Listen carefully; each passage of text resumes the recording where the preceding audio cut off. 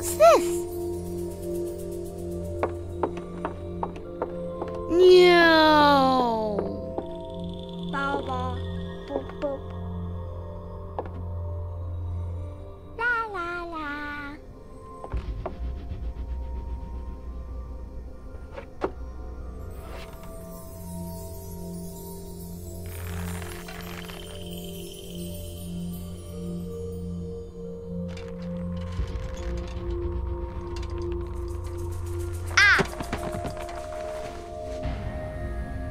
Ooh.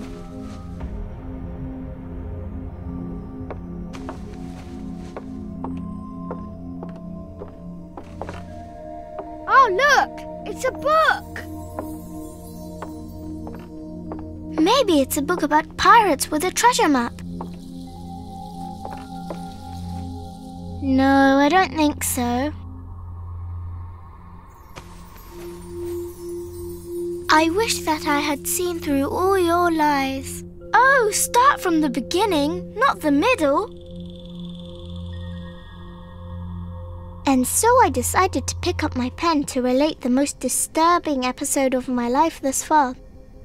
It all began early one morning in 1898, when Sherlock Holmes invited me to accompany him on a visit to the Marquis of Conyngham.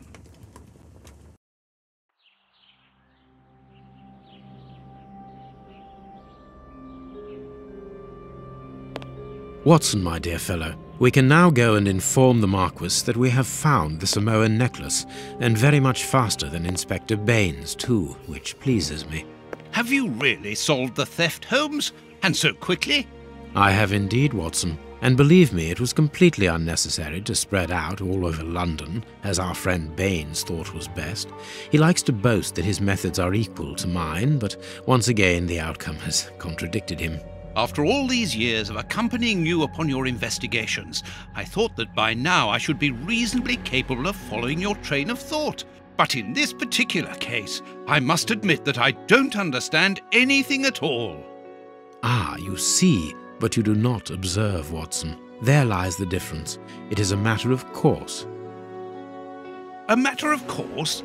In the middle of the night, when everyone is fast asleep, the service bell within that room rings out and alerts the servants. They dress quickly and come running, but the door is locked and there is a strong smell of burning from within. A few seconds later, the master of the house himself, the robbed Marchioness's husband, the Marquis of Conyngham, arrives and unlocks the door using the sole key. A fire has started inside the room, but they have managed to arrive in time to put it out. It is at that moment that the Marquis realizes that the famous Samoan necklace, which had been safe within its glass cabinet only a few hours earlier, has now disappeared. In order to explain, let us confirm my theory before the arrival of Inspector Baines.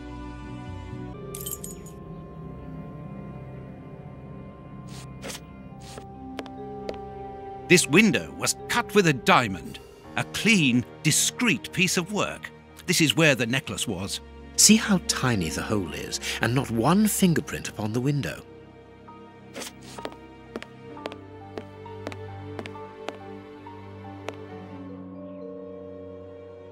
All the windows are locked. They've not been forced. A mark, undoubtedly made by a diamond. Someone tried to cut the glass, but he was interrupted. Therefore, the thief tried to escape through the window, but he was interrupted.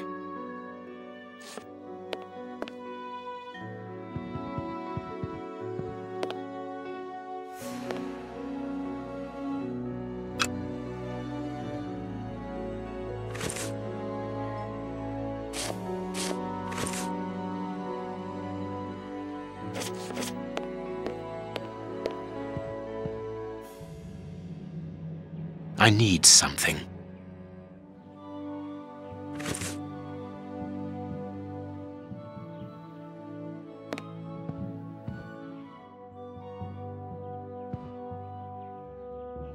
Let us examine the crumpled scores that have fallen off the piano. These sooty prints were left by a tiny hand. I don't understand why these music scores are covered with soot.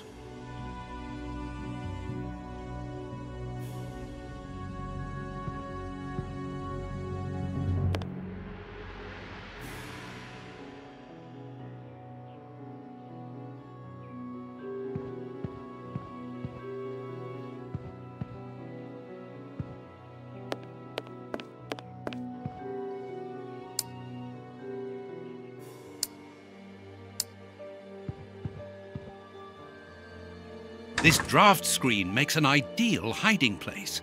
As the theft was committed at night, I conclude that the thief hid himself behind the draft screen and waited until he was alone in the room. Strange, there aren't any prints, yet I'm sure that the thief hid here.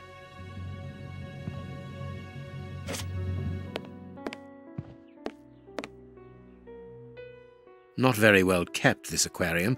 I can see a dead fish floating on the surface.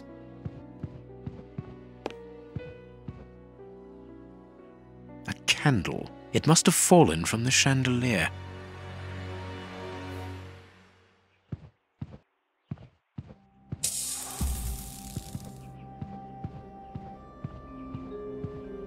These documents are not very interesting, even though they're addressed to the Minister of Maritime Affairs. The Marquis himself.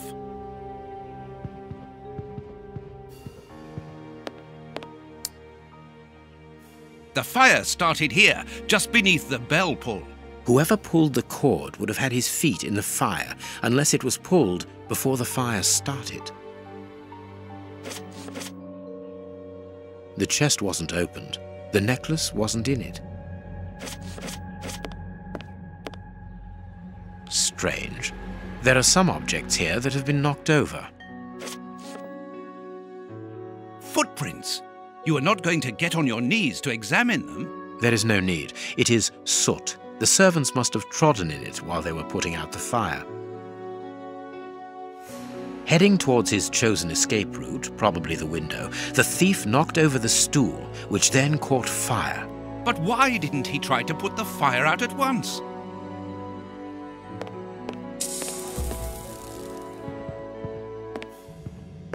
When the servants arrived at the door, having been alerted by the bell, they saw evidence of the theft and the fire, but they didn't see the thief.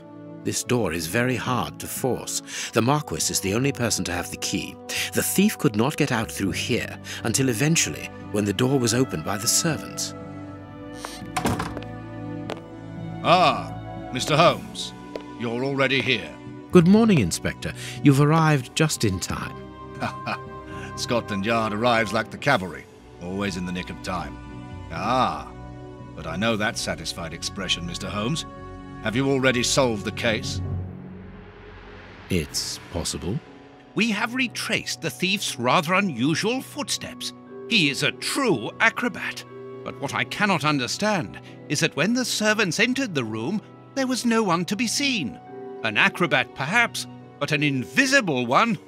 I do not think so. The only explanation is that the thief escaped before the servants arrived. I don't know how, but there is no other way.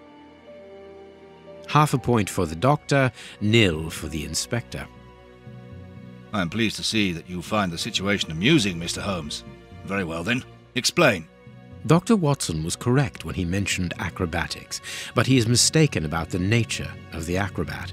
As for you, Baines, you're quite incorrect, as the thief was in the room when the servants entered. Explain, for heaven's sake, Mr. Holmes. Watson, how could a thief be missed in the middle of 8 men? I don't know. Because he is very small? Stop teasing us, Holmes. Exactly, because he is small. Small and remarkably agile. You're thinking of a monkey? And a trained monkey at that, without a doubt, a Leontopithecus rosalia from Central America. The animal had been hidden inside the room for several hours, calmly awaiting the signal from his master. Once night had fallen and the room was empty, a high-frequency whistle alerted the monkey that it was time to begin the procedure for which he had been trained. The monkey emerged from his hiding place and used the point of a diamond to open the glass cabinet and steal the necklace. He headed across to the window by the chimney, but knocked over the stool, which in turn knocked aside the fire guard and started the fire. The frightened monkey jumped from the chimney by swinging from the bell pull, thus alerting the house servants. He then went to the window and began to use his diamond to cut a hole, but was interrupted by the staff trying to gain entry via the door, and he panicked again.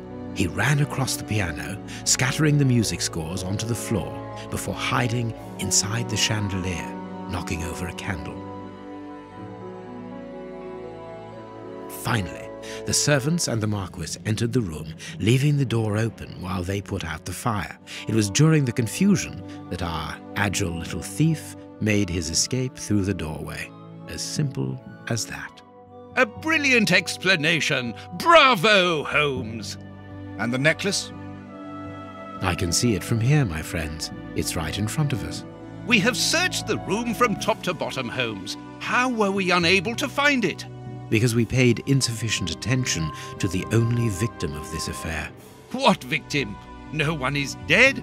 Yes, Watson, a poor goldfish whose destiny was to die, crushed by one of the most precious necklaces in England. The aquarium is just beneath the chandelier. I understand. The little monkey had likely hung the necklace around its neck and lost it when he leapt from the chandelier. The jewels fell into the aquarium, where they remain now.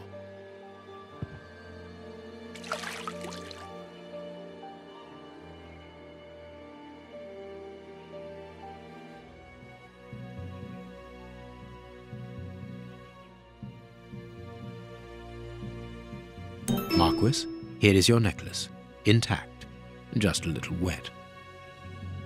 Mr. Holmes, this brilliant demonstration does credit to your reputation. Thank you so much, Marquis. Do you wish to verify the authenticity of your jewel? No, I recognize it. I have spent many hours admiring it, you know. Good. I will return it to its box and...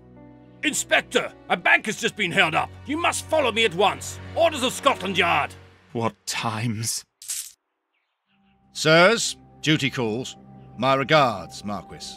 And well done again, Mr. Holmes. There, the necklace is in its box.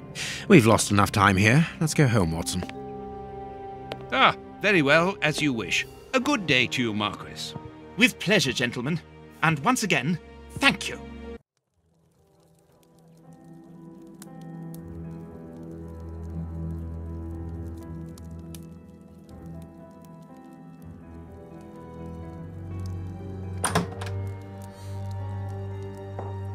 This morning's newspaper.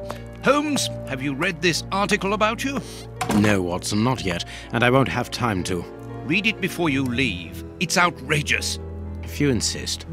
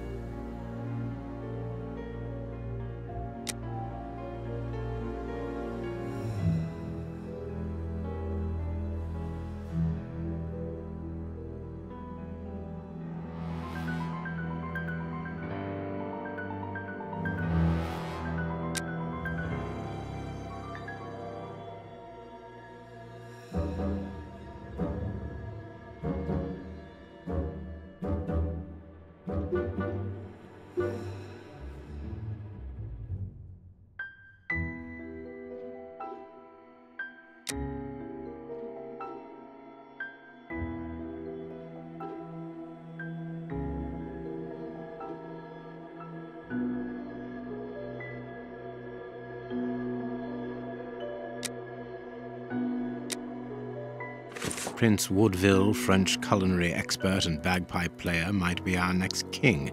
That's not so shocking, my dear fellow. You know exactly to which article I'm referring, Holmes. How can Farley dare to tarnish your reputation like that? You know, Watson, that wherever glory walks, jealousy is bound to follow. As for the forgery of the necklace, I suspect that we shall soon be enlightened in this regard. Come in, Inspector Baines, the door's open. Ah, Mr. Holmes. How did you know I was here?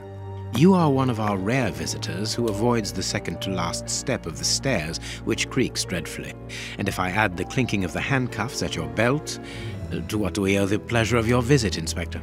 Have you read that rag? Inspector, I assume that you have the fake necklace with you. It's why you're here. Your superiors would like me to examine it. Indeed. They would like you to confirm or deny putting this fake in the box. Can't that wait? I must go to the house of Lord Peregrine Maitland, the Bishop of Knightsbridge. Inspector, can you explain this slander? Has the necklace of the Samoas really been replaced by a fake? I don't know how the reporter got hold of the information, but it's true. About the necklace, of course. I wouldn't permit myself to question the integrity and honesty of Mr. Holmes. The necklace is a forgery? Impossible! I saw the Marquis authenticated before my very eyes, before Holmes returned it to its place. Mr. Holmes, the Marquis believes Osmond Farley's theory. I shouldn't be surprised if the reporter isn't behind all this slander about you. He's a freelancer, well known for his explosive and subjective articles. In any case, the Marquis assures us that you were the last person to have the necklace in your hands. Let's return to the Marquis's house, Holmes. I'm sure that we'll have no trouble in taking apart this theory. It is unnecessary. Such allegations collapse on their own, like one of Mrs. Hudson's soufflés. Let us leave the police to solve this problem and turn our attention to the matters in hand. Perhaps you are right, Holmes. And the Marchioness? She is beside herself. Without the necklace, her marriage is compromised. It is the principal item of the young woman's dowry. What a lovely marriage. Holmes, forgive me for insisting, but don't you want to examine the fake jewellery? Watson, I have an appointment, and it's out of the question that I arrive late. It will only take you a couple of minutes. You really must quell the suspicions put forward in this appalling article. If you will allow me, Inspector? Be my guest. Very well.